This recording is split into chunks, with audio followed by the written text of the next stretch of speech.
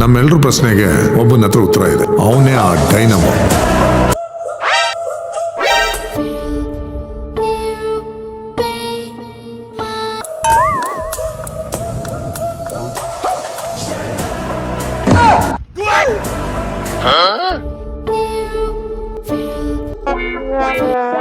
ಅನ್ನೋ ಎಷ್ಟೋ ಬಂಧಗಳಲ್ಲಿ ಜೀವಿನ ಸಿಕ್ಕಾಕಿಸ್ತೀಯ.